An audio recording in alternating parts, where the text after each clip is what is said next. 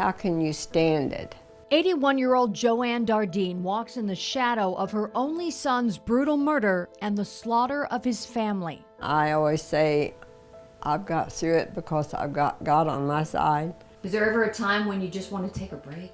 No. They told us in the beginning that we need to keep the story out there. Ready? Yeah. Can you count? I'm still numb to this day. I know I'm not the same person that I ever would have been. They take me back to November 1987. The nightmare began with 29-year-old Keith not showing up for his Tuesday night shift at the local water treatment plant. An officer arrived at the family's trailer in Ina at 6:30 p.m. on Wednesday. Took the flashlight, shined in there, and he seen them. Elaine and Peter Dardeen looked to be carefully tucked into the family bed.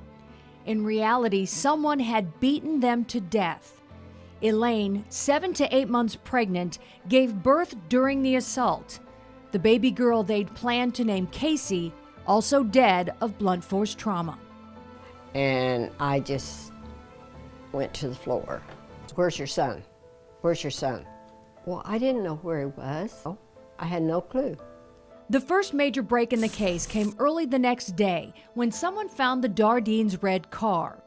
Nearly 24 hours after that horrifying discovery inside the trailer, Keith's body was found in a nearby field.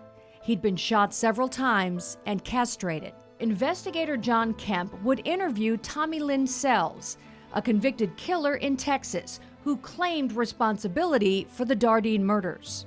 At first, I thought maybe he did, but the more came out, the more I realized he didn't. Is anyone actively working this case to your knowledge? No.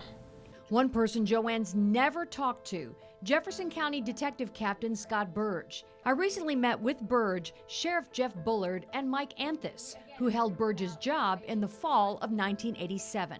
Now you really have to take the victimology of him and her. Inside these binders, thousands of pieces of paper, leads, tips, interviews.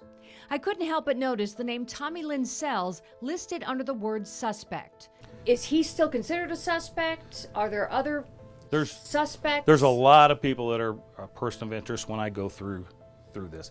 The family told me about this 2015 police report from the Dardeens' hometown of Mount Carmel. It details the discovery of some disturbing writing about the case found written on the wall of a house hidden under old wallpaper. I had just actually asked her the other day, why haven't they done DNA?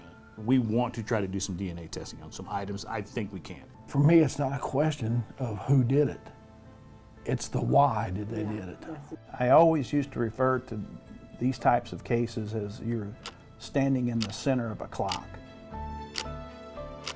And every minute on the face of that clock is another angle, theory, motive. And you go out that direction, you follow it until you run it to ground, and it's either it is or it isn't. You come back to center again and then look for the next leads and keep turning the rocks.